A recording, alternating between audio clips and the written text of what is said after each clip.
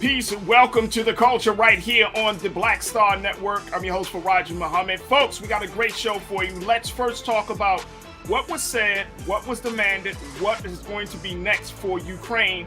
As Ukrainian President Zelensky speaks to Congress this morning, we'll share with you a little bit of what he had to say and break it all down. Also, Wells Fargo has approved less than half of many applications, mortgage applications, primarily from Black mortgage homeowners. What's the implication? We'll be checking in with CRA Baltimore that's looking to reform the banking system across the country. Later, we'll talk about how Senate has officially approved daylight savings time as a permanent time. What does that mean for you and me and for our pockets? We got that and a whole lot more, so stay with us. It's all coming at you right here on The Culture, only on the Black Star Network. Let's go.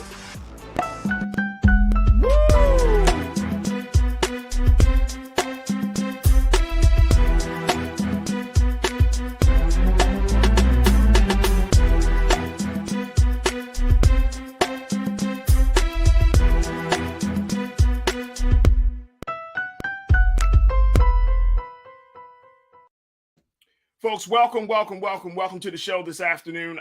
We got a lot to get to, so let's jump right into it. President Vladimir Zelensky spoke to the members of Congress this morning as he put out there his plea for President Joe Biden to be the leader of peace. Now, the Ukrainian president has spoken from the capital city of Kyiv in Ukraine, where Russia is still dropping bombs and dropping missiles on the on that part of the country and nearing in on the closer part of the capital city in Ukraine. Now, the president had reached out to Congress looking for peace and for military aid. And out of that presentation and his remarks, President Biden responded saying that he was going to commit at least $1 billion in aid to Ukraine. Now, I want to, in a few moments, we'll be joined by Culture Crew member Nira Muhammad to provide some insight on this whole situation. But before we go to her, I want to share with you just a little bit of what President Zelensky had to say to members of Congress. Check this out. Today, it's not enough to be the leader of the nation. Today, it takes to be the leader of the world. Being the leader of the world means to be the leader of peace. Peace in your country doesn't depend anymore only on you and your people. It depends on those next to you, on those who are strong. Strong doesn't mean weak. Strong is brave and ready to fight for the life of his citizens and citizens of the world, for human rights, for freedom, for the right to live decently and to die when your time comes, and not when it's wanted by someone else, by your neighbor. Today, the Ukrainian people are defending not only Ukraine, we are fighting for the values of Europe and the world, sacrificing our lives in the name of the future. That's why today the American people are helping not just Ukraine, but Europe and the world to keep the planet alive, to keep justice in history. Now I'm almost 45 years old. Today my age stopped when the hearts of more than 100 children stopped beating. I see no sense in life if it cannot stop the death. And this is my main mission as the leader of my people, great Ukrainians.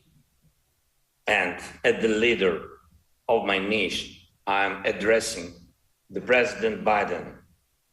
You are the leader of the nation, of your great nation. I wish you to be the leader of the world. Being the leader of the world means to be the leader of peace. Thank you. Slava Ukraini. That was Ukrainian President Zelensky giving, and that was just a few moments of what he had to say earlier today to the members of Congress. Folks, President Zelensky covered a lot of areas in his speech, really drawing upon our history in this country, from everything from 9/11 to Pearl Harbor, and also drawing and asking for the United States to step in, as you heard him say, for United States and for President Joe Biden to be the leader of peace.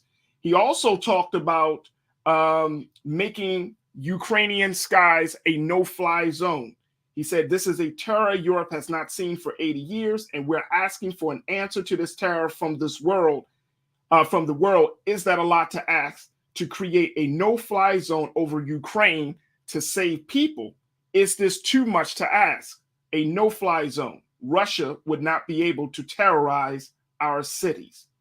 And he also asked that more sanctions are placed on Ukraine, as we've been telling you here, and Brother Roland's been talking about, and many reports have been saying that the sanctions are really suffocating the economic vitality of Russia.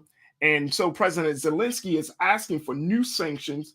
He said that new sanctions are needed constantly every week until the Russian military machine stops. Restrictions are needed for everyone on whom this unjust regime is based. All politicians in the Russian Federation who remain in their offices and do not cut ties with those who are responsible for the aggression against Ukraine, from the State Duma members upward.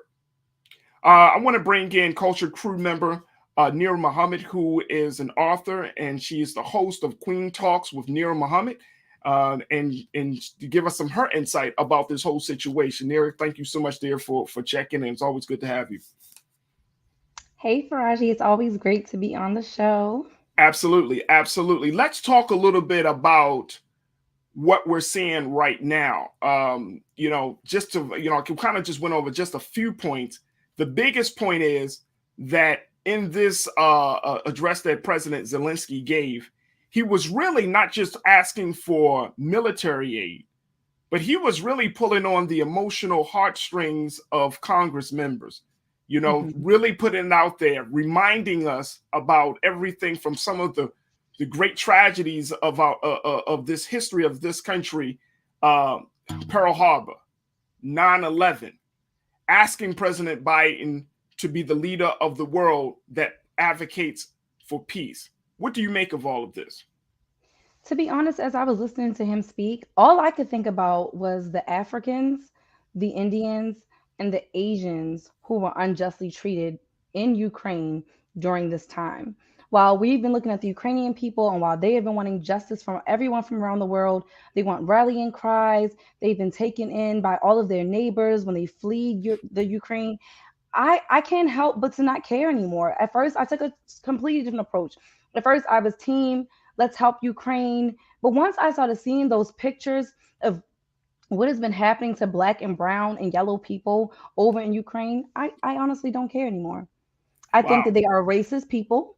And I think that as Black people, as a Black woman, I have no say in what goes on there. I did care before, because as a person, I genuinely care about what happens in the world. I believe that no one's freedom should be infringed upon. I agree wholeheartedly with everything that he said. But as I was sitting there, I wondered, does this only apply to white people?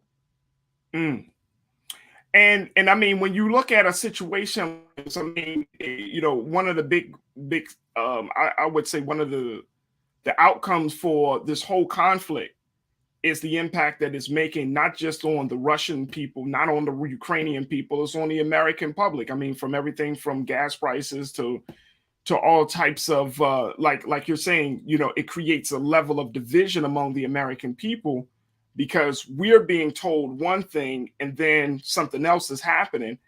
And it puts everybody, I think it puts a lot of countries in a very hard position, where we have to internally ask ourselves, okay, what are my values in this conflict, or what do I want to advocate for? I mean, it's that's what it sounds like, that the space that you're in as well, that you've taken some time.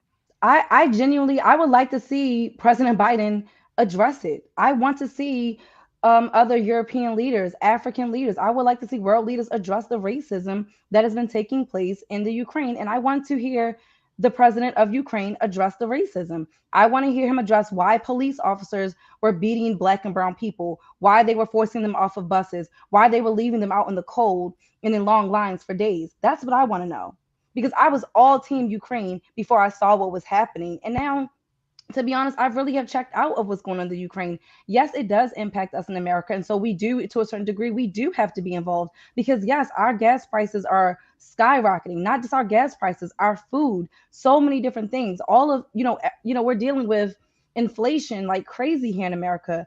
But I still want to see something be said for the black and brown people. It's all over media. So why are our leaders not addressing it? Or maybe I've just missed something because I've been checking out and teaching, and once I'm teaching, that kind of checks me out of life. Right. But when I get off, I want to stare at a wall. But honestly, like, who's going to address it? Who is going to talk about the fact that even in the midst of this crisis, black and brown people are still being treated like we're 3/5 of human beings still in 2022? Yeah. These are students who were there to be doctors at that, medical students, engineering students. These aren't, these are some serious black folk, intelligent black and brown people. And this is how they're being treated. Yeah. I'm not okay with that. I need that to be addressed. I daggone sure wouldn't send my son to go fight in a war for Ukraine. Why? He's brown. He's black. You don't care about his skin. You don't care about him as a person. You don't value his life. And I think that's one of the casualties of this whole conflict. They said that when anybody goes to war, truth becomes the casualty, right? And so I feel like that is one of the casualties of this whole conflict, which is that was a story that we talked about, and then now it dies out after a while. And one of the big things that, and I'm happy that you brought that back up, because I know that in a world that we live in a culture that we all participate in and even make, that we forget. So is there a way that we could still walk the line of being concerned about all people without adding to the division of what's already happening? Let me just read something that our great friend Joel just wrote in the chat. Ukrainian border guards separated Africans together with Indians from the rest and directed us to Romanian border, scores of miles away. Aura said, they told us that if we try to push our way through, they're going to shoot us. These are black and brown people talking, Africans talking. Yeah. They were going to be shot if they tried to escape, try to push their way through to escape. Yeah, to go to Poland. What? How can I care as a black woman about about anything that's going on with Ukraine when they are telling my people that they'll be shot for trying to get to safety? I don't understand. That's not fair. How is that fair to ask me? That's like an abuser being like, but care about me. Who cares if I'm abusing you? Care about me. Yeah. Absolutely not. I'm tired. I'm 32 years old and I'm tired. To say that I'm this tired of seeing racism, of being privy to racism, of being on the receiving end of racism, of having to see my people go through racism globally. Yeah. Because I look at us as African people. We are part of the African diaspora, in my opinion. We're all connected. So those are my people. I may not be born on African soil, but those are my ancestors. Those are my people. I have skin that looks just like them. If I were in Ukraine, I would have been right with them. So with that being said, why should I give a flying F-U-C-K about the Ukrainian people when they don't care about me or my people? Let me just share with you what some of the folks from our YouTube chat are saying, and folks continue to post your comments. But Dujima Boutique, hopefully I'm saying that name correctly. Sister is right. Can the U.S. also extend this grace to Haitians, Palestinians, Libyans, Yemens, etc., and all the countries U.S. have violated their human rights? Caden Baseball Footage said, quote, come on, the Africans pillaged their education system and upset that they are not the first out. Should Ukraine get their people out first? Uh, and Brian checked in and said, "Look, I'm neutral. I know the situation is much more complicated between Russia, Ukraine, the West, and China. This is all like happening at the same time. And one of the big stories that, since you're bringing up, talking about the great plight of African people, one of the big stories that we're going to be exploring here on the show is that now, because Africa gets a lot of its foods, particularly wheat, and I think Africa imports wheat to Russia, that by the fact that those sanctions have stopped the flow, that there's going to be a hunger issue in the continent of Africa as a result of this. Africa is always impacted. Yeah. Yeah. We're always impacted, just like we as American people are impacted by this nonsense. This is not me saying that I don't care about people. If anyone, like when we talked about Ukraine, when everything was kind of first popping off, if anyone goes back and watches that show, that episode that I was on, I was down for Ukraine. I was down for aiding Ukraine in any way that we possibly can. That was before I saw what was happening. And I feel like I have every right to change how I feel based on the treatment of my people. The same way Ukrainian cares about getting their people out first, I have every right to care about the fact that my people, not only were we not able to get out first, we were told that we'd be shot. We were starving. People were dropping down from hypothermia, cold. That is inhumane. You are asking for people to be humane, but you are not showing humanity to other people. That is a conflict, a contradiction. You're a walking contradiction. You as a president got on there begging for people to be humane. You want to pull on our heartstrings. Well, guess what? You did, but not in the way that you wanted to. Because my heartstrings are sad and they are being pulled for the African, the Asians, and the Indians who are unjustly treated in Ukraine. And who I bet you they've been unjustly treated in Ukraine.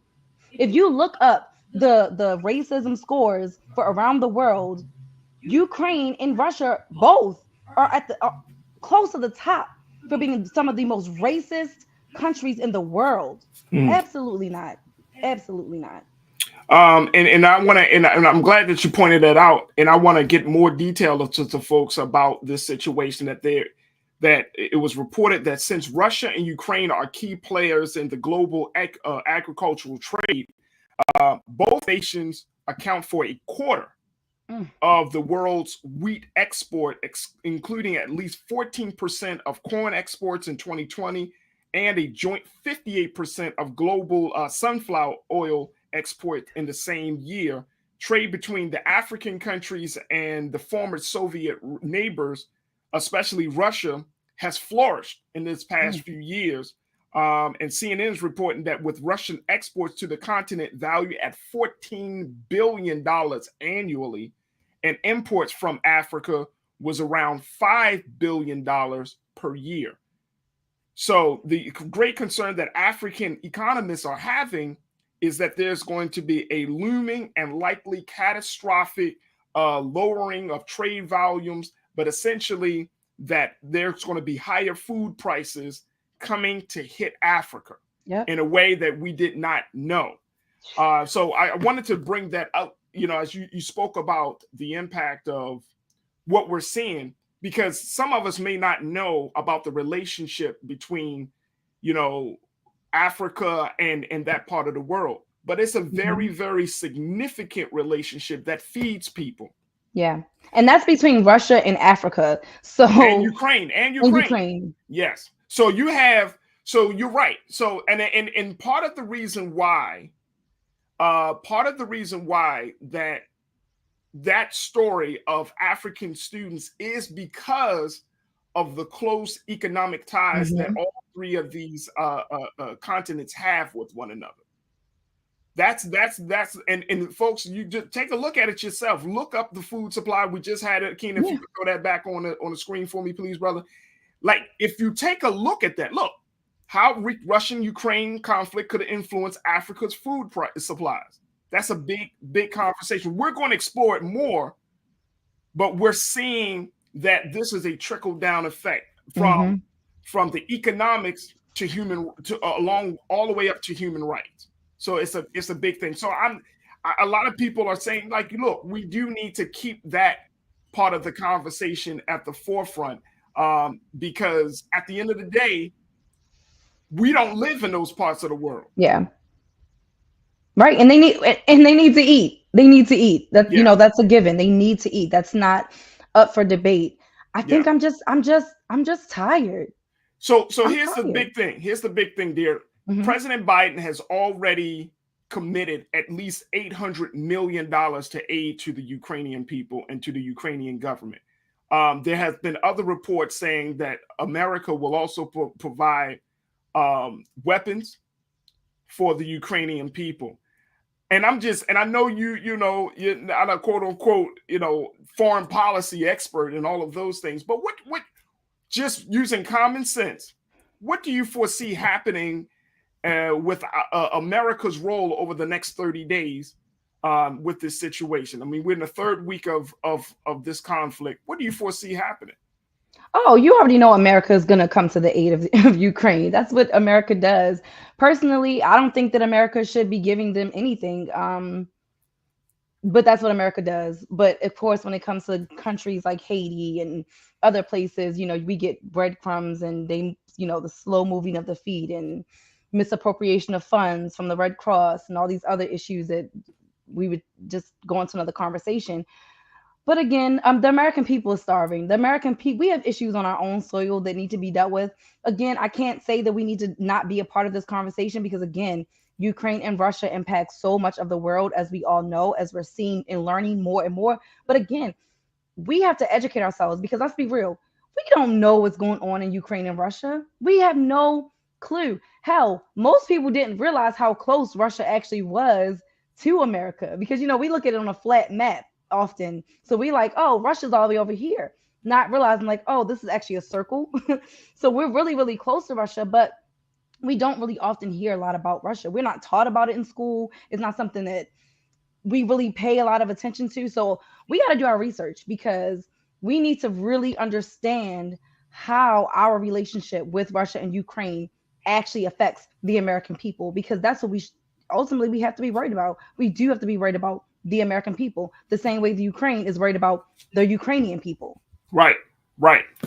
And I think that is the big concern. And it's going to be interesting, dear, how President Biden moves forward on this, how Congress moves forward on this situation. But it's going to be, we're going to keep our eyes open and we're going to keep, of course, keep folks posted about it. But this is interesting.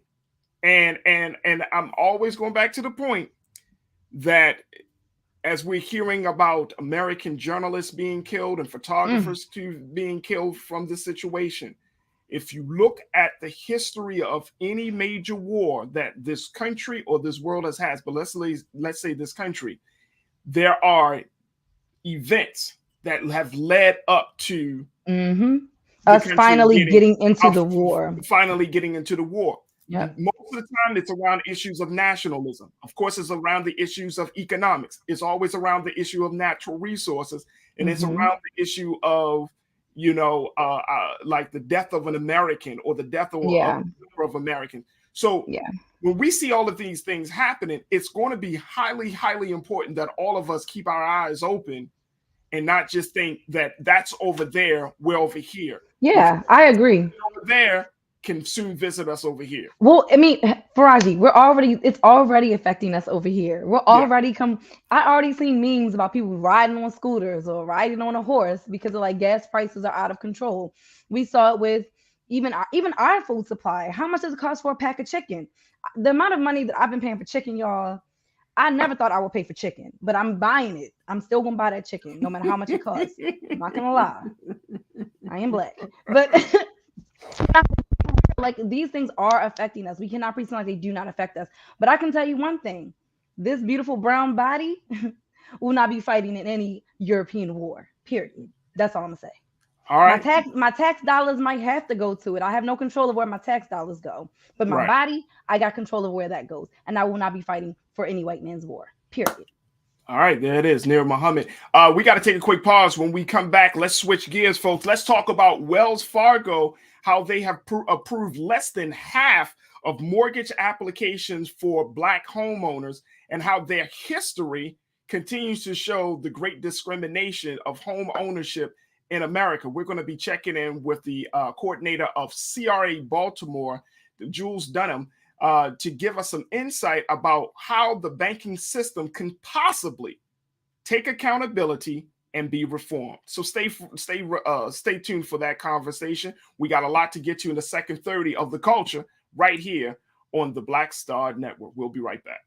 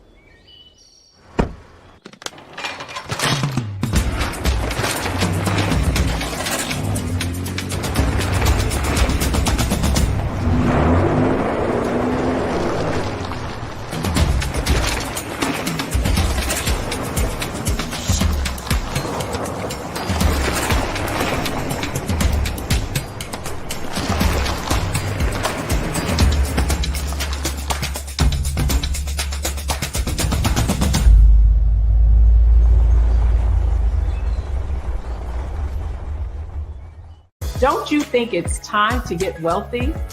I'm Deborah Owens, America's Wealth Coach, and my new show on the Black Star Network focuses on the things your financial advisor or bank isn't telling you.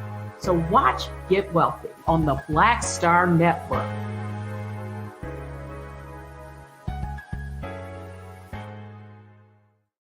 Pull up a chair, take your seat. The Black Tape with me, Dr. Greg Carr, here on the Black Star Network. Every week, we'll take a deeper dive into the world we're living in. Join the conversation only on the Black Star Network. Hi, I'm Dr. Jackie Hood Martin, and I have a question for you. Ever feel as if your life is teetering and the weight and pressure of the world is consistently on your shoulders? Well, let me tell you, living a balanced life isn't easy. Join me each Tuesday on Black Star Network for a Balanced Life with Dr. Jackie. We'll laugh together, cry together, pull ourselves together, and cheer each other on. So join me for new shows each Tuesday on Black Star Network, A Balanced Life with Dr. Jackie.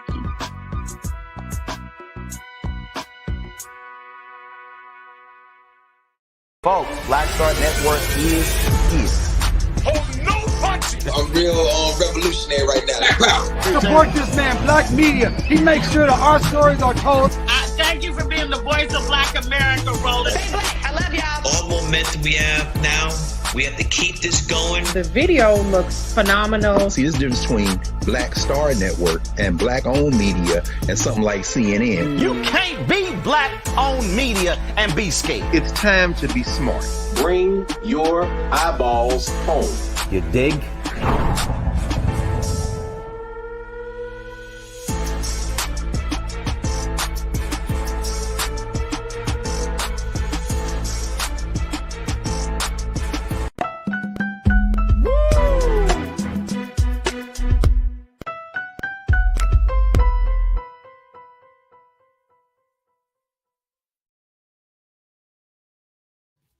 Folks, the third largest commercial bank is added again. They're put on blast yet again for discriminatory practice. I'm talking about Wells Fargo, where they have shown that they have not really improved the relationship with the Black community. According to Bloomberg News, I want you to think about this. Bloomberg News did an analysis that was published on March 11th, and it showed that Wells Fargo approved less than half of the mortgage refinancing applications submitted by Black homeowners across the country in 2020. I want us to look at this, folks. Wells Fargo the third largest commercial bank, they approve less than half of the mortgage refinancing applications submitted by Black homeowners across the country in 2020. As a comparison, the bank approved 72% of applications submitted by white homeowners and 67% by Asians and 53% of Hispanic homeowners. Here to talk to us a little bit about what Wells Fargo is doing, and most importantly, what we can do to reform the banking system, especially in the area of home loans and mortgages. We have Ms. Jules Dunham, who serves as the coordinator for the group CRA Baltimore. This is a group that is going after the banks, making them more accountable for their investment in the Black community. And I want to welcome Jules to the show. Jules, thank you so much for checking in. How are you this afternoon? Hey, good afternoon, Farajii. I am well. I'm happy to be with you. Thank you so much for joining us. And in a few moments, we're going to bring back Culture crew member Nir Muhammad. But Jules, I put up that data to let people know here is a bank that we all know. And in case anybody was, forgot about, because I know, again, this is the culture where we forget about things. Back in 2008, this was the bank that fell apart, that the federal government had to resuscitate. They were on the verge of shutting their doors. I remember that. They were giving out faulty bank loans.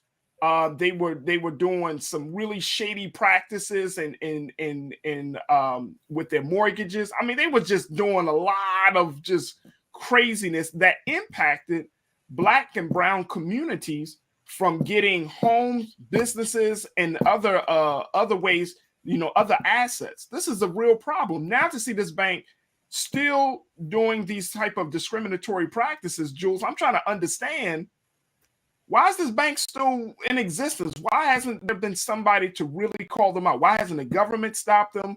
Why are people still getting loans from this bank? How are they able to keep the trust and while still doing these things? Well, you have to realize that the majority of their depository holders are not us. And so therefore, there aren't enough of us who are saying this is unacceptable, what you are doing to Black and brown communities all across the country. And so we really can't get the bandwidth. But you're absolutely right, Farajii. Wells Fargo has been a predatory lender in the past, and they said they were going to do better. But what's very interesting is, they had to pay $184 million in a settlement, even though they would not admit fault. But they paid $184 million because of their discriminatory lending practices. And they said, we promised to do better. But just last year, in 2021, they had to be slapped on the hand again because they haven't done better. And so, but we are not organized and mobilized, unfortunately, enough in our communities to even think that we can take on a mammoth such as Wells Fargo. And let's put it in perspective, okay? Because Wells Fargo is a huge bank and they're national. And just in Baltimore City alone, Wells Fargo is the third largest bank. They have 10.45% of all of the deposits in Baltimore City are with Wells Fargo. They've got 16 offices right in Baltimore City, and they have over $1.4 billion in deposits. So they are absolutely a mammoth bank within our specific city. And like I said, that's every city across the country because they're national. So let's talk about the work that CRA Baltimore is doing to address this issue, because for folks that don't know, this is a coalition of folks, a coalition of community, of homeowners, community members, civic leaders. I mean, you guys are deciding, you know what, enough is enough. We're going to be the David to take on the Goliath of banking. That's exactly right. And so, we have been being shepherded by Al Pina, who is the co-founder of the National Minority Community Reinvestment Cooperative. And he's also the founder of the National Virtual Black and Latino Economic Summit. And Al, came and he says, I'm looking for some cities that really want to delve into this issue and can understand the value of talking to the regulators about CRA. CRA is the Community Reinvestment Act.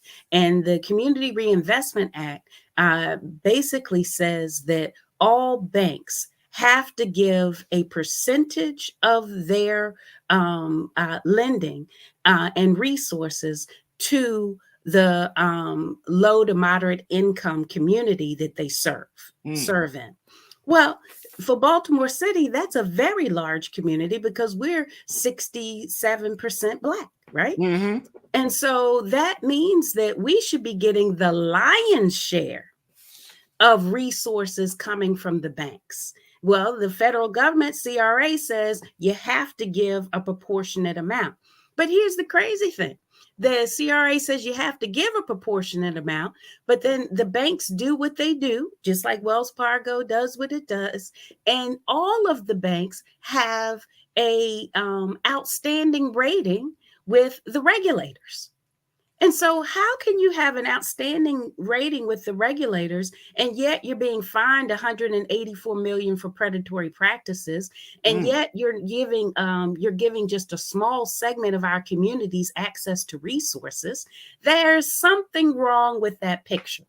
And so that's why CRA was born. And so right now you've got about 7 cities all across the country that have mobilized these CRA councils. And so we're CRA Baltimore.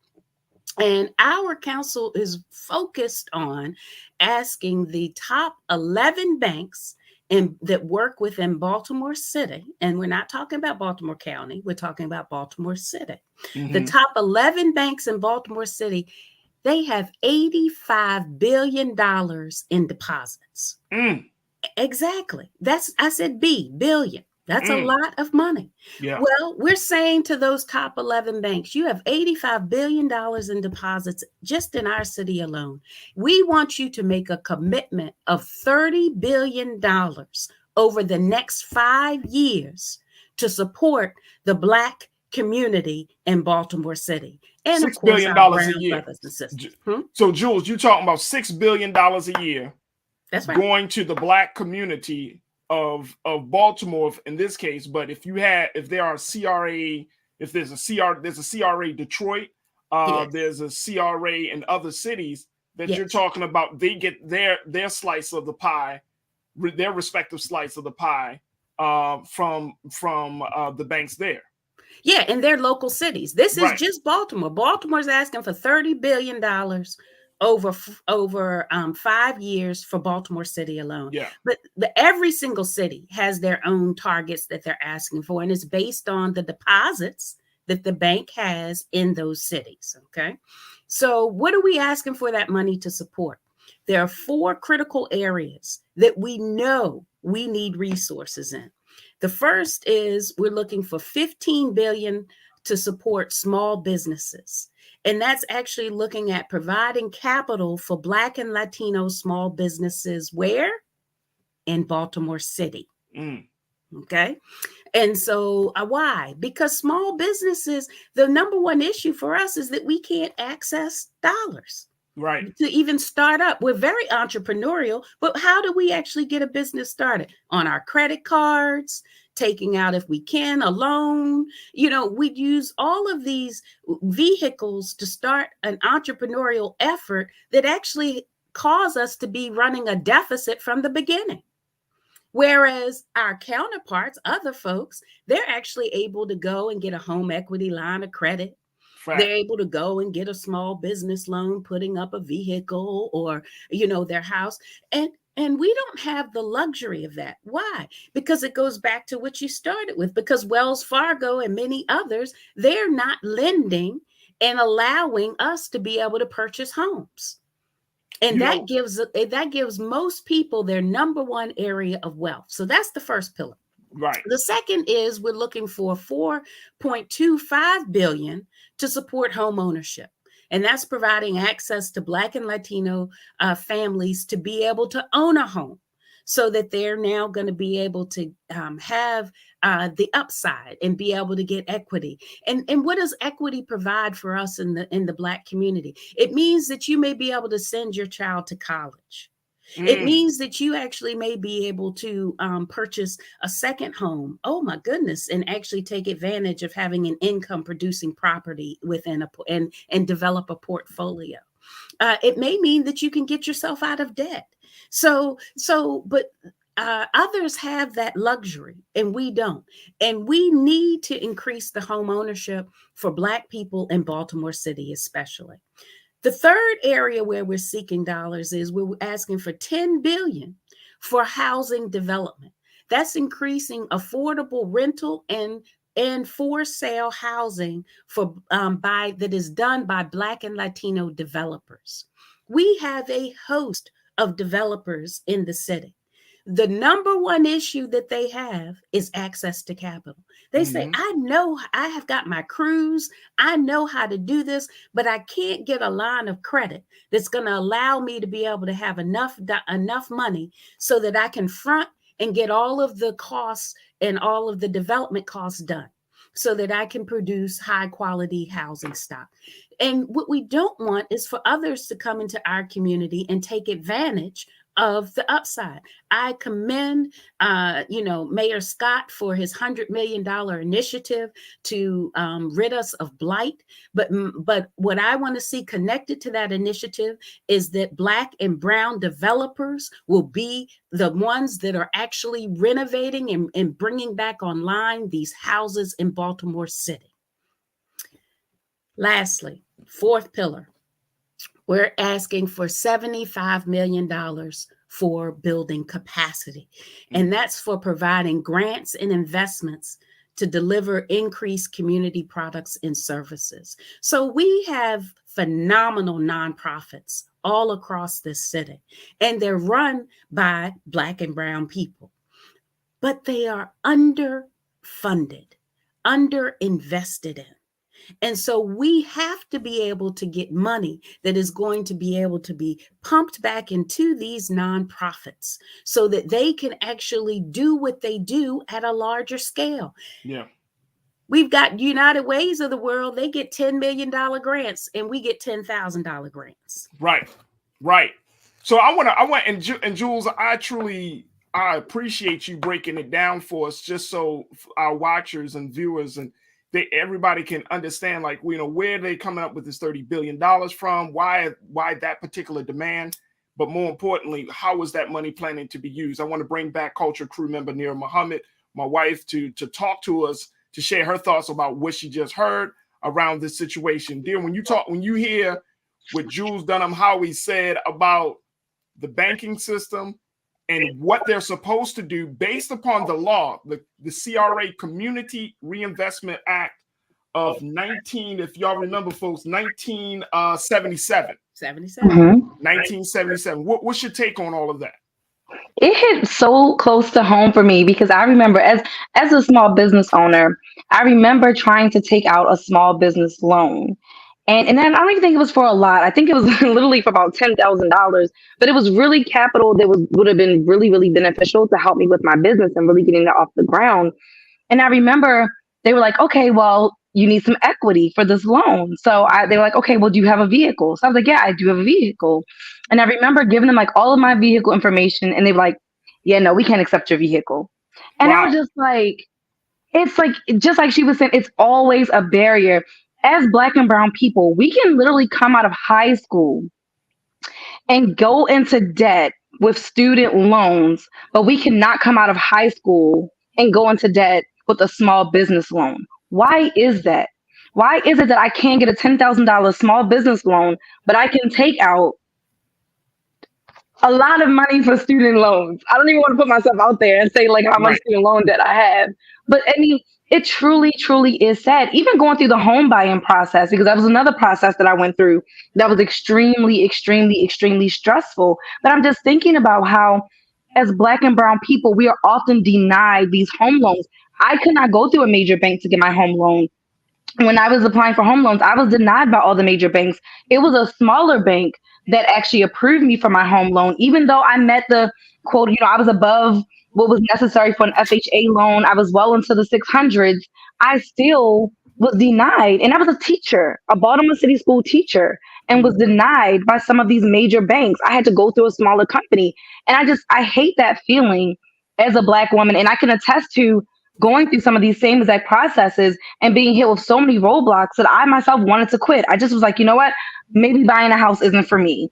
Maybe taking out a small business loan isn't for me. I was not able to take out a small business loan. I was able to get a business credit card, but that's still not the same. I wanted to take out a business loan that could also help me erase some of the other debt that I had that would have also helped boost my credit score. These are things that white people do. You know what I mean? I have friends. I have a white girlfriend. I lied to you not. She was like $20,000 in student loan. I mean, not student loan debt, in credit card debt. She took out a loan to pay off all of her credit card debt to boost her credit score. That's wild. That was something I couldn't do. Yeah.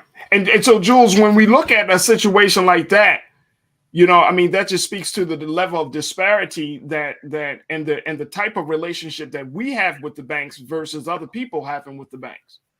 That's exactly right. And that's just one story. Mm-hmm. But when you take that and compound it, what really are you talking about? You're talking about billions of dollars. And so recently it was, the COVID created the best opportunity for people to refinance all across this country. Right. Because we have had the lowest interest rates that we've had in decades. And interest is where you just give people your money. Okay. So, but when you look at how many people actually refied their loans, it's mind-boggling, because you actually had millions of white people refinance their loans over this last 2 years. And you had 250,000 Black people who were able to refinance their loans. Wow. Exactly. Why? Insane. Because they have all of these excuses as to why we cannot get access to capital. But it starts with the fact that we're a racist country. Redlining still exists, and it's called digital redlining now. And you know how they do it? They actually have a computer program that has an algorithm that when you put in your loan application, they actually run this algorithm, and the algorithm has been created in such a way where it's racist. Wow. Right. The algorithm is just an expression or an outgrowth of the designer, of the engineer's attitude and views. It's insane. That's crazy. Dear, you had a question? Yeah, no, I was just thinking, like, when we were trying to refinance like our vehicle, not one late payment for well over a year. And they're like, no, you can't refinance it. It's like, what do you mean I can't refinance? I've never had a late payment. I've never had a missed payment for well over a year, and I can't refinance. I mean, it's just insane, the amount of roadblocks that we're constantly being hit with. And we're always told lies, because, at the beginning, we're told, oh, in 6 months, you can come back and you can refinance. Okay, well, I'm going to wait a year to come back and refinance. You wait a year and it's still, wait 18 months. Then you get to the 18 months point and you're like, oh, well, no, wait 24 months. It truly is sad what we as Black and brown people go through in this country on so many different different levels. It's almost like, it's really tiring. If I'm being it's so tiring. I mean, absolutely. Absolutely. So Jules, what do you recommend that we should do? Because people are looking at this. When you're talking about the banking institution, you really are talking about Goliath. Yes. This is the same institution that you already pointed out the numbers, billions and billions of dollars that come from the deposits of Black and brown people in specific. So what do you recommend that we do? How do we organize to make banks accountable? And most importantly, how do we make sure that we get the investment that we deserve rooted and based on the law that was made by Congress? Well, I'm glad you asked, because you have to get to the place where you actually do come up with solutions. And so CRA Baltimore is an accountability watchdog coalition made up of organizations all across the city. And we invite you to be a part of our coalition force and check us out, crabaltimore.com. Sign up to get on our mailing list. We have hundreds of people on there right now. And we actually are going to be bringing the banks to the table annually and doing an annual report card to let people know how well they're doing with the commitments that they've made to Baltimore City. So it starts with us keeping our eye on the prize. We have to make certain that we hold them accountable. And what they like to do is put a little shiny object in front of us. Oh, well, we gave this 500,000. We gave this 10,000. Well, no, I don't care about that. We've asked for hundreds of millions of dollars, and we are deserved those hundreds of millions of dollars. And we're going to make sure that you're held accountable for providing them to Black and brown people in Baltimore City. But here's one of the other things that we need to do from a policy perspective. Currently, banks are not allowed to include alternative ways and how the credit scores are done. And the number one issue that most people have is their credit score. Facts. And so what Fannie Mae is doing is a pilot where they're including rental payments in credit assessments. Well, that is a game changer for people of color. About time. And so what we need to do is push that this is not just Fannie Mae, but that all banks, the regulators, we have to push the regulators to be able to say all banks should have the ability to take into consideration alternative ways as they are making their financial decisions. And so the alternative way, we want them to think about rental payments, a person's rental history. You see how they're now trying to get creative with letting your BGE payments count to help you boost your credit score, and other payments to help boost your credit score. It's about time, because the one thing that we do as a community is spend money. Right. And so the money that we spend should be helping us build a strong credit profile. Well, let me tell you, we got like a minute left, Jules. Considering that Wells Fargo is on the hot seat once again, CRA Baltimore is actually planning to meet with Wells Fargo, you said, very soon. And for about 30 seconds, or you already met with them. What came out of that conversation at that meeting? Well, we've had the first two conversations. See, when you do this, it's a little bit of a dance, and it's a negotiation, quite frankly, because we are serious. And we're serious about making sure that these banks come and show up in Baltimore City in a different way. And so we're still in the dance with Wells Fargo. We've had our first two meetings, but I'm going to tell you, one of the banks that we're meeting with, we have a monthly meeting set up for the next 6 months, because that's the level of the negotiation. You see, we got all four of those pillars. We're asking each bank to give us a commitment in each one of these pillars and to give us an overall number. And so it's taken time to be able to get us there. But we're currently meeting with Bank of America, M&T Bank, Wells Fargo, PNC Bank, and Truist. Those are the top 5 in our market. And we have active conversations and negotiations going with those top 5. And the next 6 are right in line. We've already invited them to the table for their initial conversations. And when we have that initial conversation, it is open to all in our community. And so we do a webinar where everybody can come and hear the bank in their initial presentation. And then the coalition leadership is who is sitting at the table helping to negotiate. So we want you to plug in with us, and we are going to get Wells Fargo to make a commitment to Baltimore City. And when they make that commitment, we need you all at the table with us to make sure that we hold them accountable. Well, I will say, Jules, it sounds like a very, very strong model that can be duplicated in all of the cities across the country. And I'm happy that somebody is bringing the banking system to the carpet, pulling them up and saying, look, you're not doing enough. We know that banks are making, there's they just getting so much money off it. They just ripping rich off of us.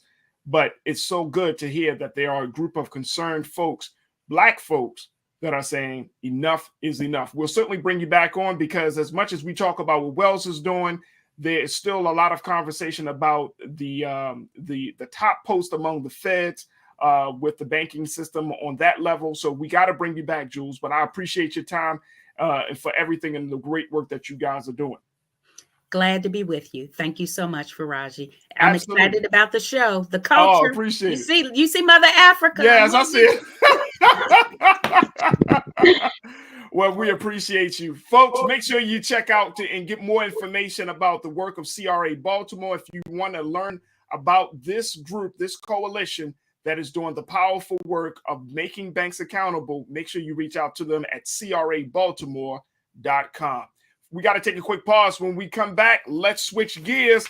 We got to talk about what does it mean that now that the Senate has approved making daylight savings time permanent. We'll have that conversation and a whole lot more in the next hour. So stay with us. You're tuned into The Culture right here on the Black Star Network. We'll be right back, folks.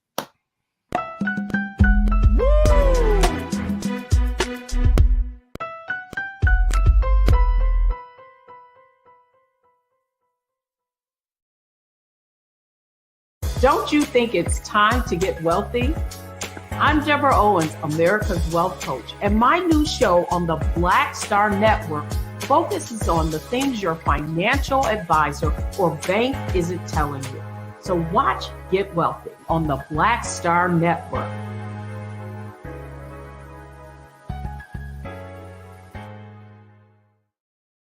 Hi, I'm Dr. Jackie Hood Martin, and I have a question for you. Ever feel as if your life is teetering and the weight and pressure of the world is consistently on your shoulders? Well, let me tell you, living a balanced life isn't easy. Join me each Tuesday on Black Star Network for A Balanced Life with Dr. Jackie. We'll laugh together, cry together, pull ourselves together, and cheer each other on. So join me for new shows each Tuesday on Black Star Network, A Balanced Life with Dr. Jackie.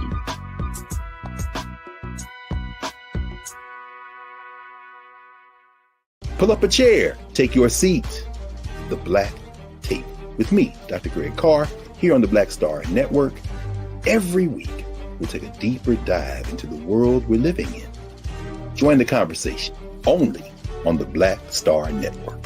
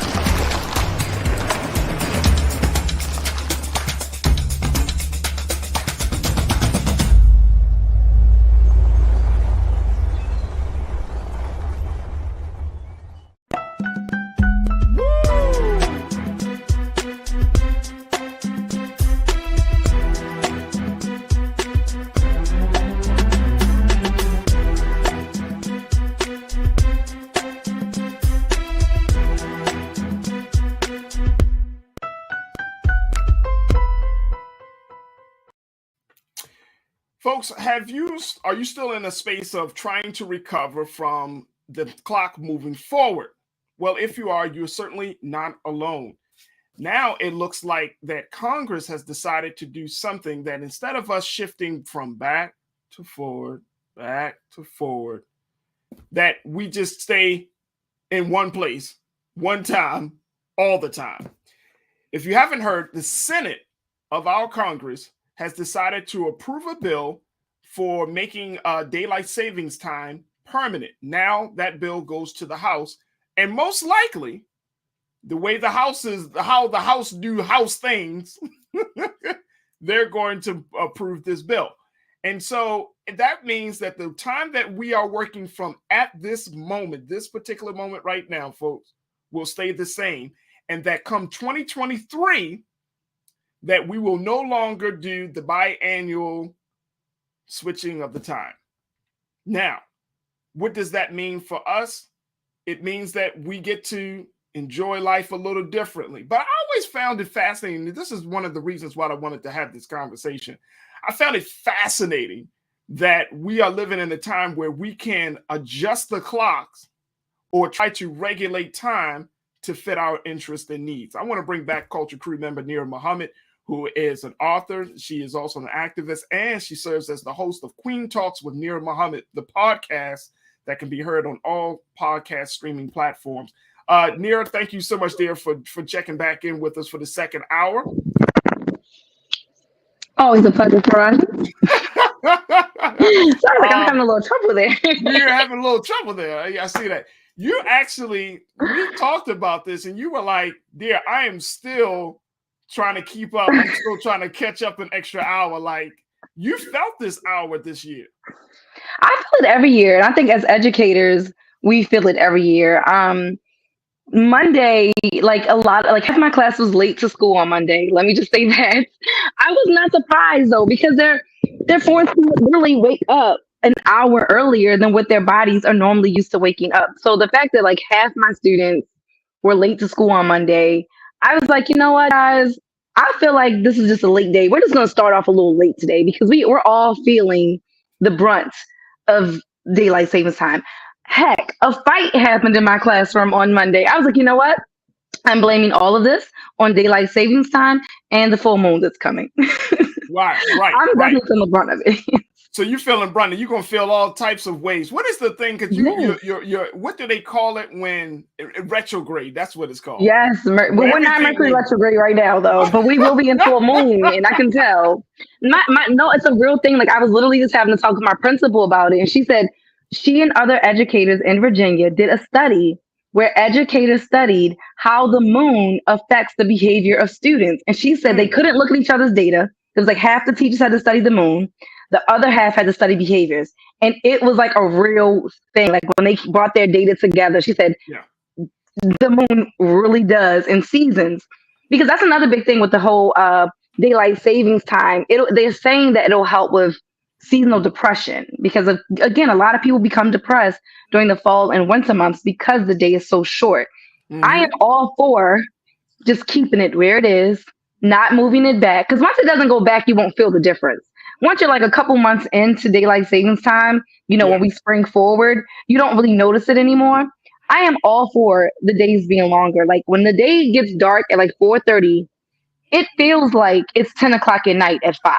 And I think that probably has something to do a little bit with why people gain more weight during the fall and winter months, because you're eating dinner earlier because it feels so late. And then you're like, I'm hungry. And you're like, but it's 10 o'clock. But it's felt like 10 o'clock for like 5 hours. You know what I mean? But when it's light outside, you notice we eat dinner later because it doesn't feel so late. So I feel like we're actually eating less during the spring and summer months. Isn't that kind of crazy? It's very crazy. It's very crazy. And I think that it's important that we understand, like back, just to kind of give you folks a history on this situation. It was back in 1966. Where Congress passed what they called the Uniform Time Act. And that particular act allowed daylight savings time to become the law. Yeah. And at that time, Nira, when they passed that act, they made it as part of, a condition that the individual states can opt out of participating in this daylight savings time. Daylight savings time is rooted in economics and saving energy. Yeah. And so when states said, no, we'll all go in, then they were thinking about, of course, the economics of the state, the 40-hour work week that Henry Ford put in place for Americans some time ago.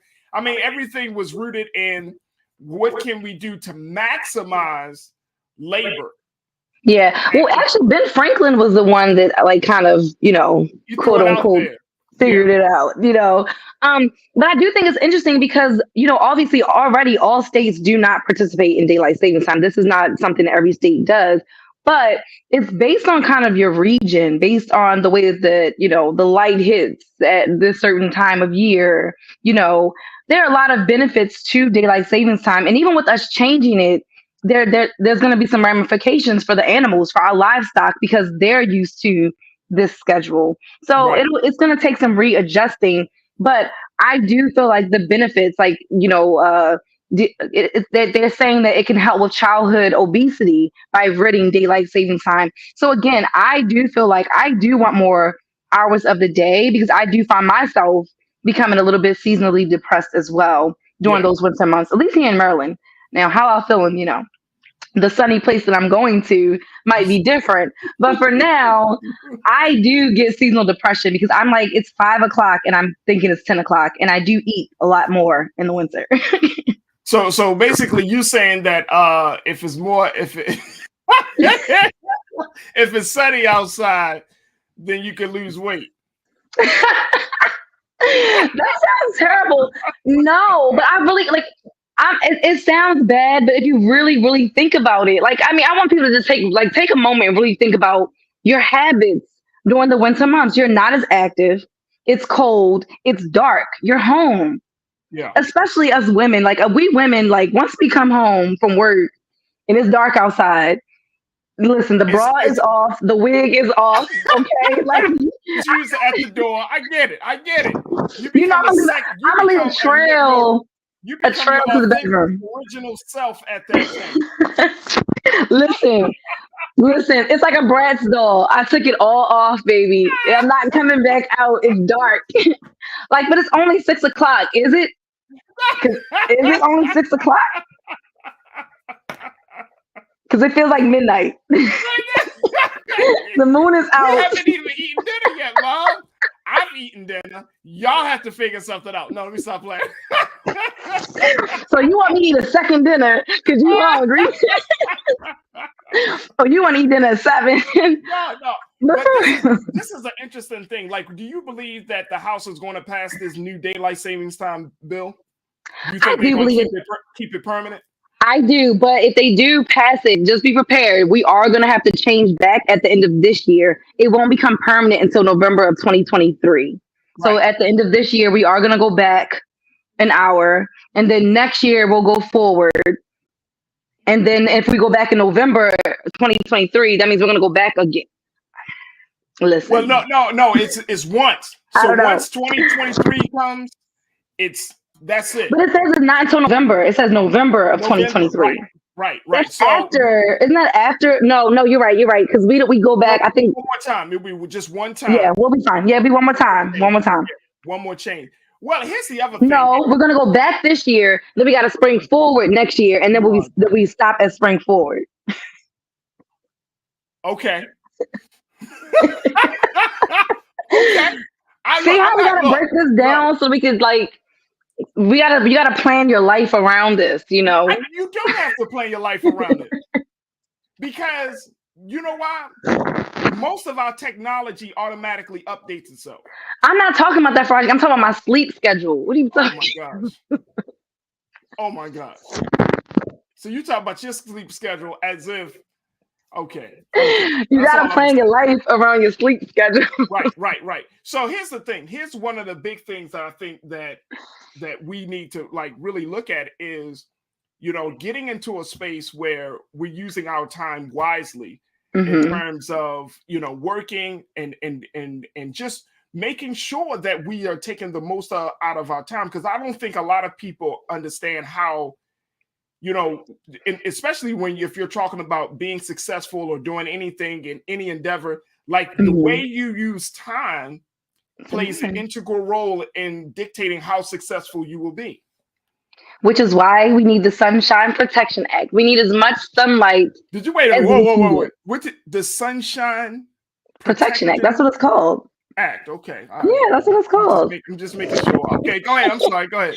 No, but we really do need it because, as you just mentioned, we are our best selves when it's sunny outside. We're more inclined to be active when it's sunny outside. And that's just, I mean, let's be real. On a gloomy day, we're like, oh, I'm tired. Oh, on a gloomy day, you're like, I want to just lay in bed, or I want to cuddle on the couch and watch movies and Netflix all day, or maybe do some art or reading. And that's fine. I love my gloomy days sometimes. But when it's sunny outside, that makes me want to get out of bed. When you hear the birds singing, you see that sunlight peering through your window, it does something. That serotonin, it does something to you. That vitamin D really does something to you, and it's so good for you, and it makes you want to be active. That's why we're outside more during the spring and summertime months, because it's not just because it's warm outside, but it's also because it's sunlight outside. Because we're okay with being out in the cold when it's sunny. You know what I mean? There's something to that. Like, the sun really does make you feel better, and it makes you more productive. When it's dark outside, I'm gonna be in the house early. Right. Being in early. All right, folks are checking in. McCole checked in and said, look, they need to keep daylight savings time. I prefer more sunlight. Who doesn't? McCole, I'm with you 100%. You know, I personally, I love windows. I love opening windows. I want the sun to hit every square inch of my home. I just love windows. I love the sunlight. And I know that, to your point there, that it does do something to your mind. But I think that we also need to preface that you, even on gloomy days, you have to find a reason to smile and to shine. Oh yes, I love gloomy days. I found reasons to love gloomy days, i.e., reading, laying in bed, eating on the couch. That's my gloomy day thing. But honestly, no, there's something to that sunlight. There's something to even just the way that it makes you feel. You know what I mean? Like, it's something to what it does to your body, to your skin, just everything about it. So I am all for the Sunshine Protection Act. I love the idea that it's not going to be dark as I don't know what at 5 p.m. And I'm curious to see what it's going to look like. Now, I don't know if I'm going to get to experience that, though, because of where I'm moving to. But when I do come back to Baltimore in the fall, I'm curious to see how it looks, because right now, all I do know is that it gets really dark really early. But I'm excited to see what that's going to look like when they, don't change it back. Well, you know what? Here's the other thing. You're not the only one. McCole, you're not the only one. I'm not the only one. According to a poll that was conducted back in October of last year from the Associated Press and the Newark Center for Public Affairs Research, they said about 3/4 of Americans recently said they would prefer not switching back and forth between standard and daylight saving time. For sure. The experts have also said, and you spoke about some of the consequences in terms of mental health being one of the big ones, but sleep disruption and a temporary uptick in traffic accidents. Oh, and crime. They said it's not by not changing it, we also cut down on crime as well, which I thought was very, very interesting.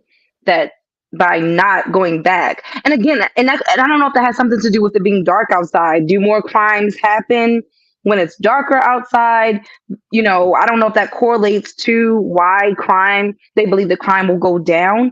I think that's really interesting. 48 years ago, dear, they tried to make this happen. This was during 1973, about 48, 49 years ago. President Nixon, he signed a bill into law which pushed the U.S. on a daylight saving time for 2 years. He said the law went into effect on January 6, 1974. People thought that the law sounded good on paper. They liked the idea. The public, we love the idea of avoiding confusion and frustration. But what happened was sunrises became at 8 a.m. or later in the middle of winter. And then in some areas, sunrises could be as late as 9:30. Yikes. Now, again, President Nixon did this for 2 years. So that's the other side of this conversation, folks, that some things are going to be switched. And if, for example, you are an educator, you are a teacher. We know that school starts in you bring the side all that. I guess you know where I'm getting to, right? Because I'm trying to envision how that would look in like just think about Baltimore, where we are when we go back an hour. I feel like when I have to wake up, it's mad dark outside, so I don't feel like that will be our issue. Yeah, because it's really, really dark outside when we go to sleep and when we wake up. So I feel like by leaving it the way that it is now, it'll be lighter outside earlier. And it just stays darker. I mean, brighter, longer. Like, you know what I mean? I feel like during the winter months, when I get up at 6 a.m. in the winter months, it's super, super dark. But with time going forward, now I'm waking up at 7, it's bright outside. Oh, yeah. So I mean, if you're talking about from an educational standpoint, with children standing on bus stops waiting for their buses in the middle of the morning, I don't want it to go back, because when it goes back, they're outside in the dark, in the cold. Yeah. Yes. Yeah. And in Baltimore City, and I think across a lot of urban cities, our children don't have the luxury of having a yellow bus come pick them up in front of their home. No. I know my 15-year-old brother has to catch literally 2 buses to get to school in the morning. And what time is he usually out there on the bus stop? He hates going out there really, really early in the dark by himself. So he's late to school sometimes because he doesn't want to go out there at 6 o'clock in the morning. He'd rather go out around 7 where it's lighter outside. But that's causing him to be late. So I've kind of gotten on him about it. But I do understand him not wanting to be outside so early in the dark by himself because he's really small. Yeah. But, you know, and he's trans. But still, so it's like, you know, I get it. And then even like just knowing that my students have to take more than one bus to get to school, I would prefer for them to have more daylight in the morning than even in the evening, because that's when they have to be out there in the dark. Well, let me just tell you, folks, when Richard Nixon did it, like, again, he did it, people were applauding him. Oh, man, this sounded great. When it started to interfere with what we considered to be sunrise and sunset, when it started to disrupt school schedules in some cases, even in terms of religious, in religion, of course, like the holy month of Ramadan and during Islam, you know, you have daylight, you have sunrise and sunset. I mean, those type of things are being affected. Public approval, when Richard Nixon put the law into action, his public approval for the law dropped severely and rapidly at that time from 79% in December of 1973 to 42% in February of 1974. I wonder though, which part of daylight savings did he leave it on? Did he leave it on fall back or spring forward? Yeah. Because that also makes a difference too. Do you leave it on fall back or do you leave it on spring forward? Well, at that time, by October of 1974, according to the history, Congress reversed course and put the country back on standard time for 4 months of the year. Jeez. Oof. And see, you know, and I mean, at first, when we first think about this time situation, at first it's like, oh, just put the clocks forward. But look at the domino effect that it creates when you just put the clocks back or put the clock forward. Look how many adjustments we all have to make, from children to religion to eating to everything that we do. Every element of our life is based upon time. Yeah, I hate it. To be honest, I don't like it. I don't like having to. I like it in the fall. Who doesn't like it in the fall? Because you're like, yay, I get an extra hour of sleep, quote unquote. But I hate what it does to my body in the spring. I hate that. I hate losing that hour of sleep. You feel it so much. You really feel it on Monday morning. Or, the people that work overnight. Could you imagine being at work and time goes, like, you know what I mean? Like, now you got to be at work an extra hour. And you're like, dang, like this is some bull crap. Or you got to be to work an extra hour early. Then you really feel it. So for those of us that work, we really feel it. If you're not like at work or at school, then you're like, whatever. But for students, we feel it. Again, my students definitely felt it. They were, half the class was late to school on Monday. They're like, Miss Muhammad, I'm tired. Like everyone was tired and sluggish and moody on Monday. Monday was not a good day. I'm just saying. Right. So if we had a chance to talk to any lawmakers right now, what would you say to them about this issue? I would simply say I think that they should just go with daylight saving times, leave it as it is. We don't need to fall back in the fall, and I think we should just leave it as it is because it really does impact students.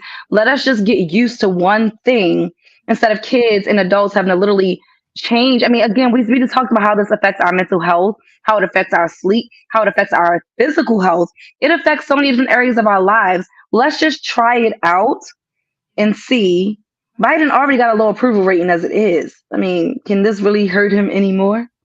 It can because, you know, it's a cultural thing. And you and I both know that when any cultural topic or cultural issue, it sometimes outweighs the very hardcore issues. You know what I mean? Like, you know, I never forget being told, you know, you could do a lot of things, for example, as a politician, if you're a mayor or a council person or alderman or wards person, you know, the big thing that I learned that you could talk about gun violence, you can talk about schools, as long as you keep people's trash picked up and their snow removed when when things happen, right? It's like, those are what they call constituent services. Those are the mundane things, like something like this. And like I just said, this has happened with Richard Nixon. Like, people will literally say, "Oh, we all for it," and then a couple of months later say, "Oh, this is a terrible idea," and then go to the polls in November and be like, "We got to get the Democrats out because they like saving time." Some like the day not starting until 9 a.m. I'm for that. No, I'm for that. But a lot of people are not. I'm not. You know, I'm not. I'm not. Listen. I can live in Paris because I love the fact that like Paris has like their schedule is so crazy. Like they stay asleep longer, but they stay out longer. I loved it. I was like, what? We can sleep in and stay out long. But that's a whole. But see, the difference. I know, but it's like a cultural shift. I'm like, that's the difference. I like it. So let's see what this daylight savings is all about. Let's sleep a little bit longer in the morning. Listen, Farajii, we will all be happier, less moody people if we get to sleep. Look, let me just tell you, I like waking up before the sun comes up, and I'm sure some people do this. That's my point. Wait a minute, hold on. The sun come up at 9. Hold on, no. I'm talking about there's nothing, the best part of the day, and I'm sure people will attest to this.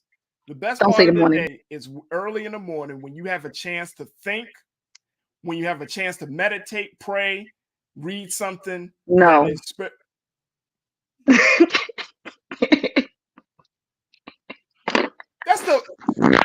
the best part of my day is when my kids are in bed. The house is quiet. Not a creature is stirring, not even a mouse. I'm an old Christmas song, baby. I'm an old Christmas carol. Look. I like it when it's quiet, it's dark. I like listen, I'm all about the moon. I call like my book that I'm writing is called I Am the Moon. So clearly you are I like night. Yes, you are the moon, boy. You pull a tide, you pull the waters, everything closely. I love the nighttime. I love the daytime too, but I love sleeping. Right. I don't mind it. I love relaxing. But I really do appreciate those moments early in the morning. It's just something. I'm messing with you, Farajii. You know I'm a writer, so I'm up early writing. I use those hours for writing, but I don't want anybody else up. And look, let me tell you, I was told that the most creative time of any day is between the hours of like 3 and 6 a.m. I can see that because I definitely have gotten a lot of writing done at like between like 3 and 5 in the morning. I'm just like busting it out, but that's because everybody else is asleep. Right, exactly, and you can hear yourself think. Right, you can hear yourself think. All right, look. Well, it's time for us to end this segment. Oh man, okay. I thought that was a smooth transition, but I guess it wasn't. All right, we gotta take a quick pause. We got to take a quick pause. When we come back, let us get our bearings here and talk about something that's very, very important outside of time, which is the silent killer, diabetes in the Black community. We're going to check in with actor and producer and advocate Julian Bertano to get his take about how we can stop this silent killer from ravaging our community. Stay with us. It's The Culture here on Black Star Network.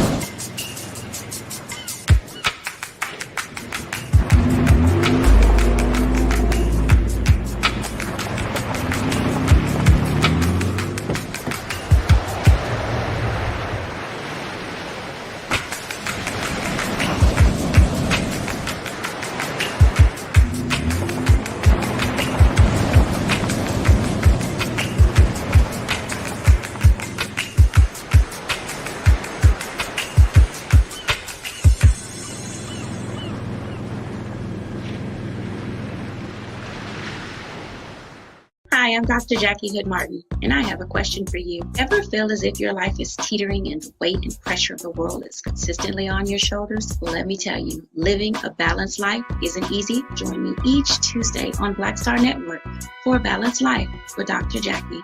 We'll laugh together, cry together, pull ourselves together, and cheer each other on. So join me for new shows each Tuesday on Black Star Network, A Balanced Life with Dr. Jackie.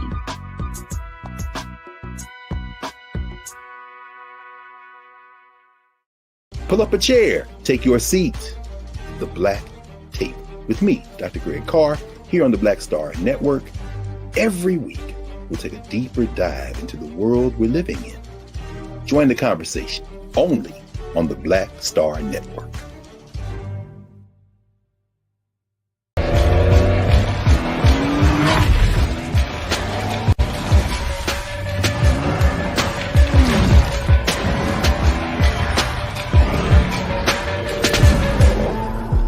Folks, Black Star Network is here. Oh, no punches! I'm real revolutionary right now. Support this man, Black Media. He makes sure that our stories are told. Thank you for being the voice of Black America, Roland. Hey, Black, I love y'all. All momentum we have now, we have to keep this going. The video looks phenomenal. See, there's a difference between Black Star Network and Black-owned media and something like CNN. You can't be Black-owned media and be scared. It's time to be smart. Bring your eyeballs home. You dig?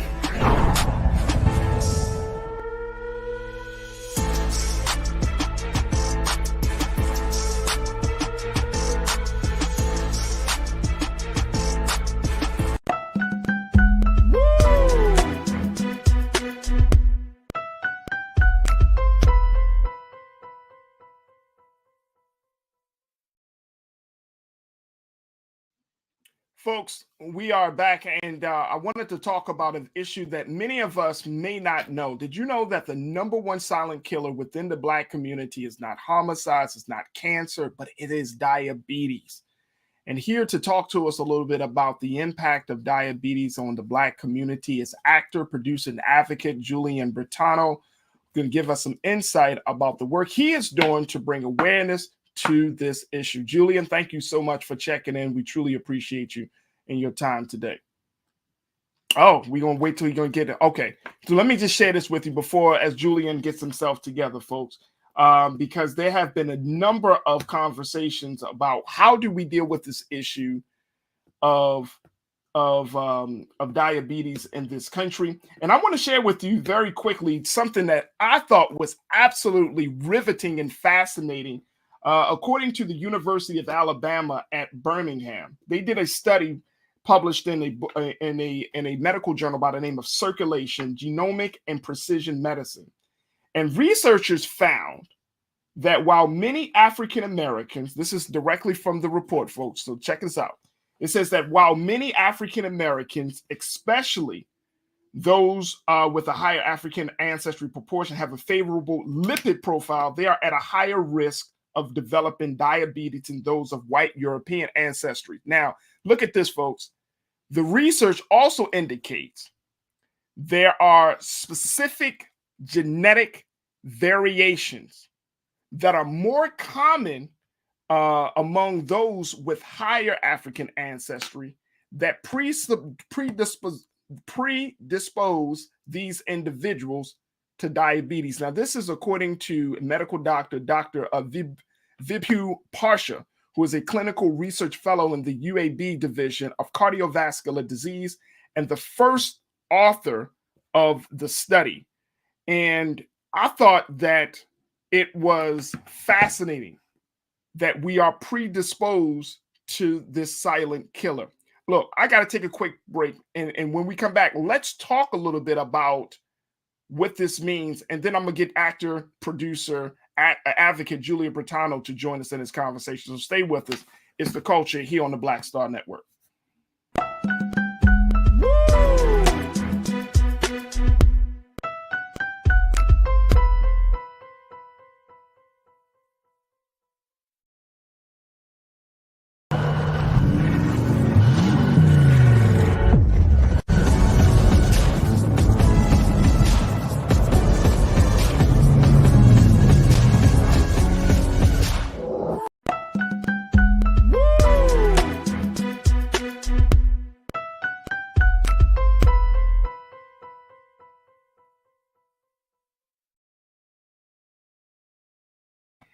Welcome back to the show, folks. We are going to be talking just for a few moments about the silent killer of diabetes and its impact on the Black community.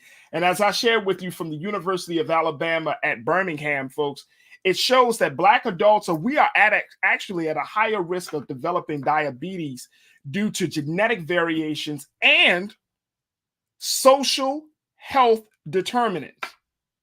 Let me just share with you what that actually means.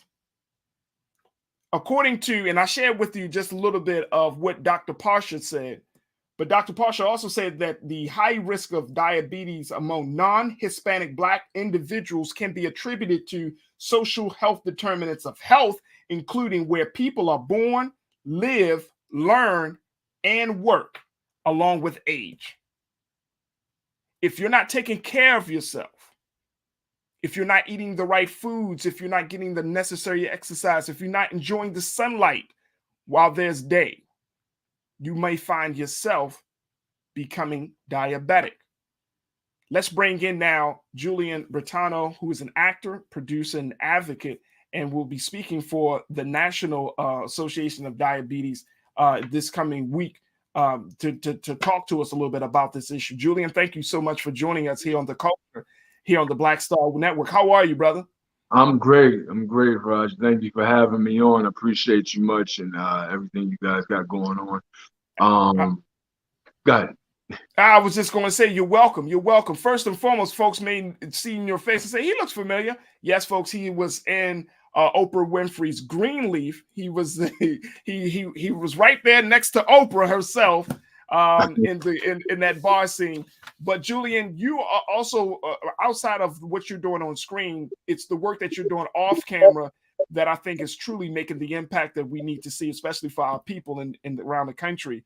That is, you're an advocate of diabetes prevention. Talk to us about that work, brother.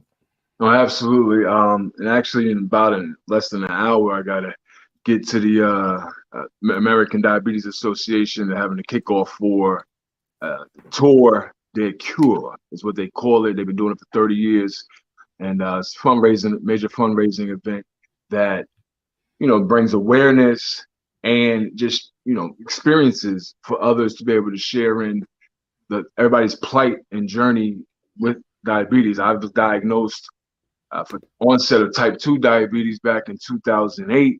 And, at that point, I'm still a young guy now, still in the grand scheme of things. But back then I'm thinking, everything should be okay. I'll just lose some weight and make some things happen like that. And I thought I was okay, at the end of the day. And it circled back on me because of other things and other components of which I believe you were speaking of, such as lifestyles, total holistic lifestyle approach. It's not just weight management. You know, it is exercise, it's sunlight, it's also rest, proper rest. It's understanding how the body actually, the human body, especially people in our community, our bodies are really made more so for plant living. And that's the truth, maybe. Now, I'm not saying that everybody has to go plant-based or anything like that, but our bodies break proteins down differently than animal proteins.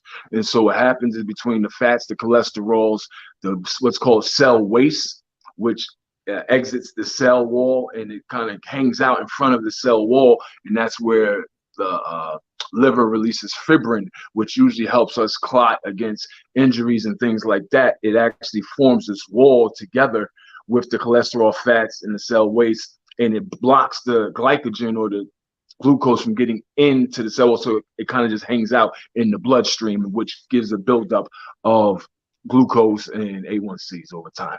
Right. And one of the things that I've learned, Julian, brother, is that anybody can get type 2 diabetes, but we see it more when you get into middle age, around the 40, the 48, 45-year-old age mark. Is that the case? It's actually, the number is decreasing and going lower. Wow. Now. Yeah, it's like I said, I was onset type 2 at 30 years old. And it was crazy. And then I started seeing other people that was diagnosed with type 2 diabetes. And it's lifestyle. It's lifestyle and nutrition and understanding your body. And you have to go to the doctor. Go get your blood work. I know a lot of us don't want to prescribe and think, oh, well, they're trying to kill us. Go see what's going on in your body.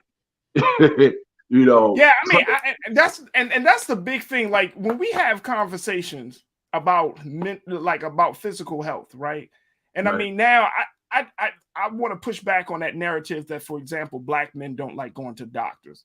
I don't know. I don't think that's the case, because I talk to a lot of brothers who are like, I go to the doctors as much as I can, especially when you get to a certain age, right? When you get 35 and older, you like, I need to go to the doctors. I need to get my blood work. When I went to the doctors to get my physical, they's like, do you want blood work? I mean, I want everything. I want blood work. I want STDs. I want everything. You know what I'm saying? Like, even though I know I'm good in some areas, I'm like, I just want to know. And I don't know whether it's the tests that are becoming the big wall, or is it just the attitudes and the stigma that's surrounding this idea that we're not invincible, that we may find ourselves in a vulnerable place when it comes to our health. I don't know which one is it. What was it for you? It was just being ignorant.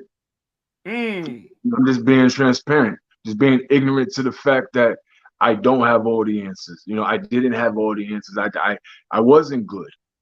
You're thinking you're, like you said, invincible, and you think you're good to go, and you just don't know, because you're not a biologist. You're not a person that understands. You're not a doctor like that. Like, you don't know what's going on to your body. You have to take the steps to see what's happening, and do some research too, because there's a lot of things that may not be informed to you by your physician or doctor.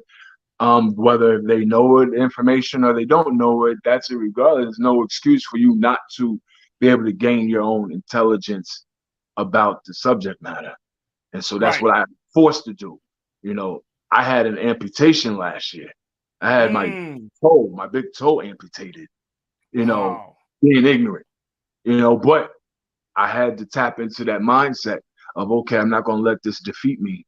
I'm not going to let this, set me back. It was only minor setbacks. It wasn't even a setback. It was actually a setup for everything that I got going on now.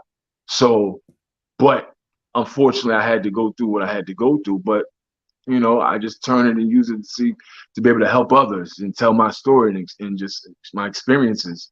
And that's really all I can do, is share my perspective and adjustments I made personally in my life to improve from a A1C of a 13.4 down to a 7.1 in 2 months. Wow. Okay, thank you. And that is beautiful. Still going. So that this is a journey.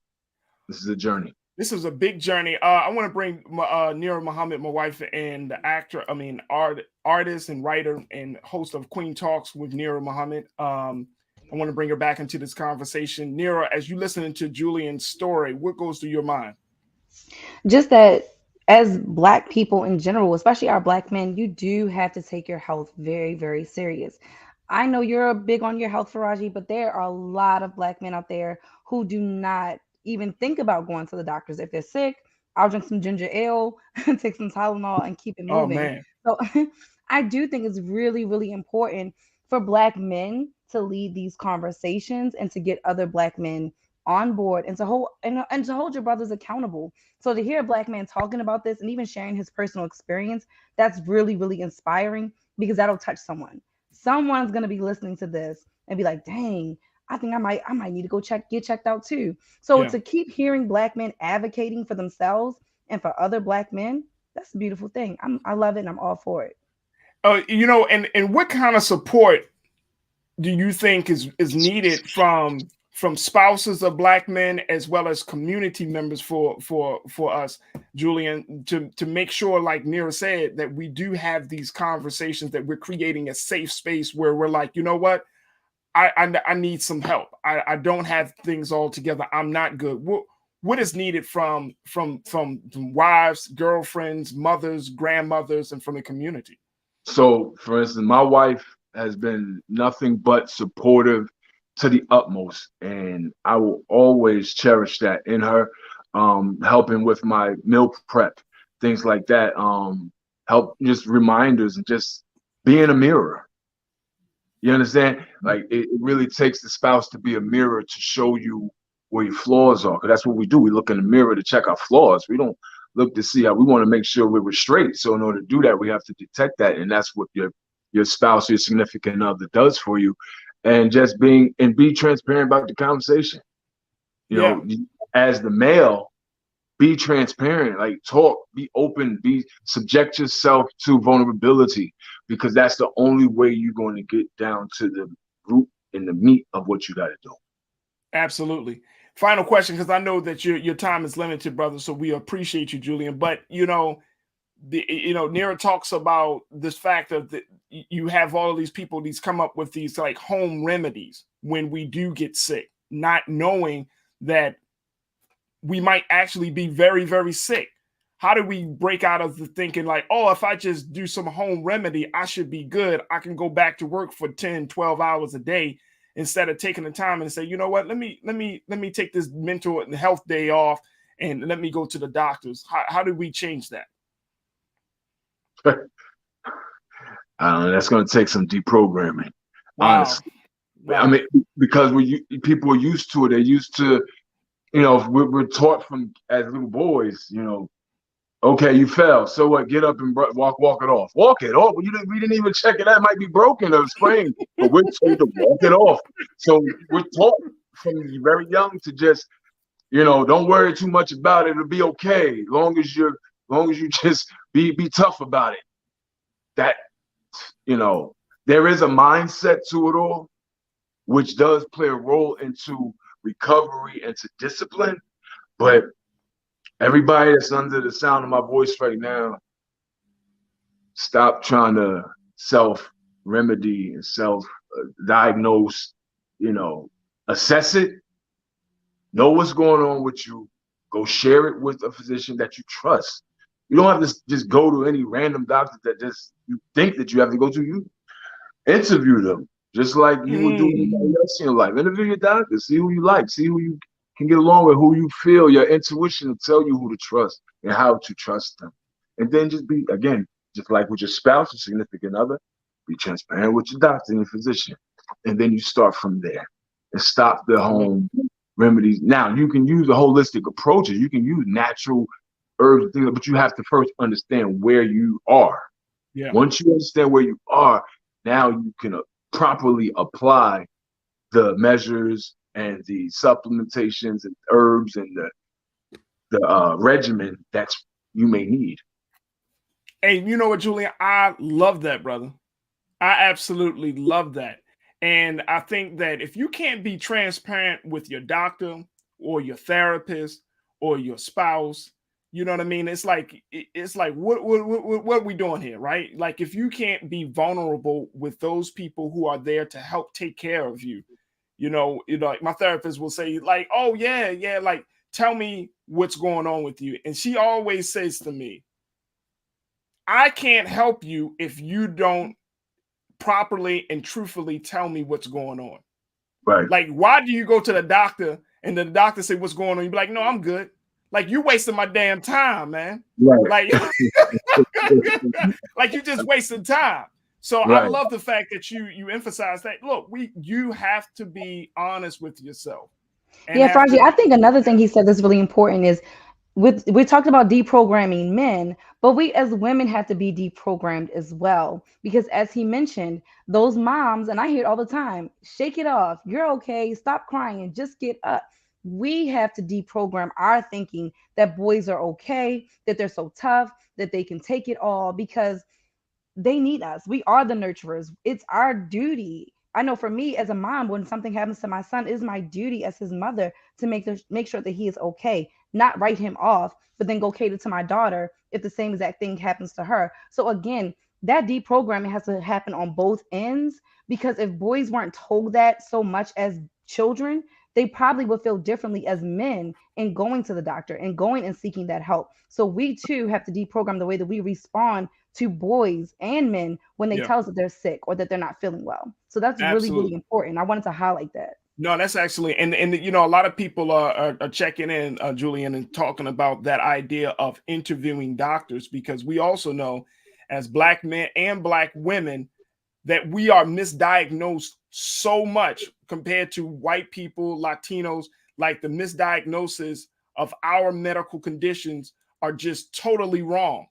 Right. And so you do have to push back on the system and say, I'm going to go past. I know something is wrong.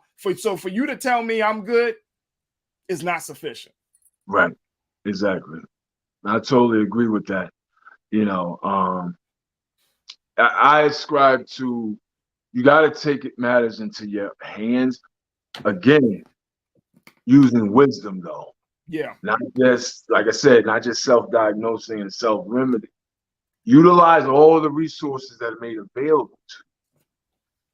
Okay? That is your intuition, your gut, and things like that. That is your self-education. That's also education by those that did do practice and have went to institutions of higher learning to get their degrees and things like that. Again, every doctor and physician isn't out to work you over just to get you to get the prescriptions.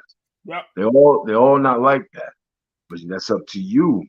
Take that time and identify, find what works for you, who works for you, because it's a partnership. It's going to take, we didn't design these bodies ourselves. That's it. So we work collectively with others that have the know-how too. And then you then still have to fine tune it and customize it for you, because your body may be different from your brother that come from the same mother and father. So there's custom things that you have to do to make your situation work for you. My man. Hey, Julian, you are always welcome to be back on the show, brother. I love it. I think you're giving some valuable insight and advice. So you're always welcome to be back on the show. We know that we're going to drop some jewels tonight for the 2022 American Diabetes Association Tour de Cure. And then good luck with you tonight. And we look forward to seeing you back on the screen as well, doing some other projects. You putting anything out there that we need to keep our eyes open for, brother? Oh, there's a lot of things going on right now. All right, man. Well, I know you ain't got the time today, Julian. So we just gonna have to bring you back. Yeah, it's very bad. I appreciate your time. Thank you so much, man. I appreciate you.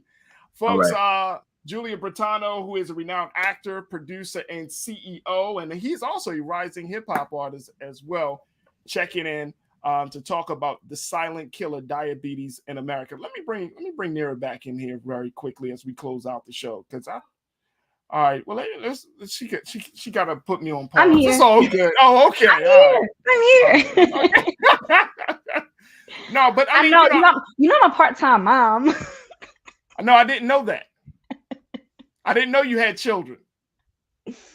I didn't know that. I just didn't know some fun times you and I had together. Fun times. Nothing to write home about. Oh, right, exactly. But we had a great show. I wanted to say thank you so much for tuning in, for folks for tuning in, but more importantly for you for checking in. Is there anything about the show today that really stuck out for you? Me? Yeah. No, Farajii, I love being on the show. Actually, you and I'm gonna just throw this little mustard seed out there. Yeah. Hopefully somebody will be like, ooh, and then like you guys can like get on top of Farajii about it. So as you guys can see, like I'm a huge book nerd. Yeah. So Farajii and I have been throwing out this idea of us starting a book club where we read one book a month. We split the book into 4 quarters and we discuss a quarter of the book each week. So I'm hoping that we can do that. I already have like the first book that I want us to read, which is The Gilded Ones. So yeah, y'all stay on top of Farajii so we can have a book club because this is the culture. And I feel like we should be highlighting Black authors all up and down this show. It's a new show. So I'm letting Farajii get his feet wet first. But I'm gonna stay on him, y'all, and I hope y'all stay on him too. But we need a book club. Let's get it popping. So. There it is right there. I love it.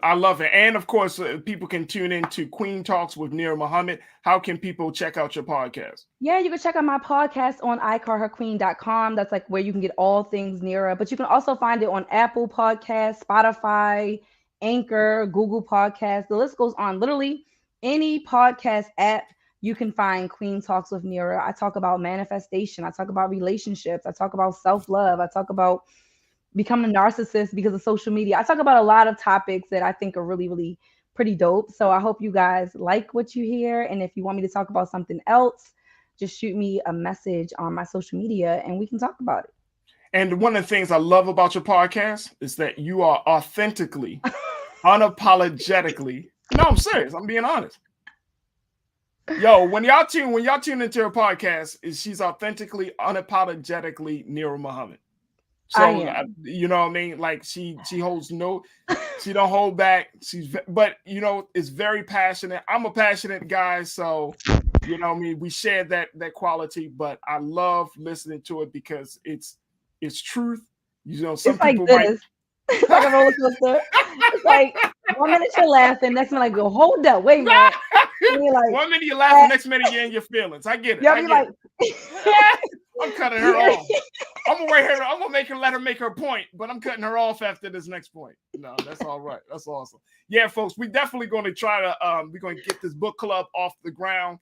And Nira, we look very, very excited and looking forward to having you. And send books to the show. Like we need authors to send books in. We can read your books. We can like talk about it. I love doing book talks, so I like free books too. There it is. Tranisha checked in and said, "I look forward to starting a book club. Great idea." Yes. And Donita checked in and said, "Read your poems and writing. Love them." There it is, right there. There we go. All right, folks, that's what it is. Queen Talks with Nira. Make sure y'all check her out. Podcast, writing, iCallTheQueen.com. Nira, thank you so much, dear, for being on the show with me, holding it down with me. I truly appreciate it. And we're going to see you tomorrow. Yeah, baby daddy. I'll be here tomorrow. Yeah, I know. All right, that's going to do it for us. Thank y'all so much for tuning in. We truly appreciate it. I want to thank our very special guest, Julian Bertano, for checking in, as well as we talked about the situation around the Wells Fargo banking issue. Jules Dunham Howie, thank you. Make sure that you continue to show your support for the Black Star Network. You can go to our website at blackstarnetwork.com for all of the latest information and updates about programs and how you can support this Black-owned media. Check us out at blackstarnetwork.com. You can give your donations via Cash App, PayPal, Venmo, or Zelle. Tell your friends and family about it. Download the app on your phone, your mobile devices, and your television, and just bring Black Star wherever you are. We are right there with you. All right. Also, shoot me an email or at Farajii, Farajii at blackstarnetwork.com to give me any type of feedback, ideas, some things that we need to cover within the culture. I would love to hear what you got to say. Thank you so much for all of the great comments and all of the conversations within our chat on YouTube and Facebook. And I would love to hear from you on my social media at Farajii. You can follow me on Instagram, Twitter, and Facebook. And let's continue to make this the #1 source for news, topics, and other cultural information right here at Black Star Network. All right, folks, that's going to do it for me. Stay tuned. Up next at 6 o'clock. It's my big brother Roland Martin with Roland Martin Unfiltered. As always, never be afraid to challenge what's wrong. Stand for what's right while being yourself in the process. God willing, we'll talk tomorrow for another exciting edition of The Culture right here exclusively on the Black Star Network. Peace.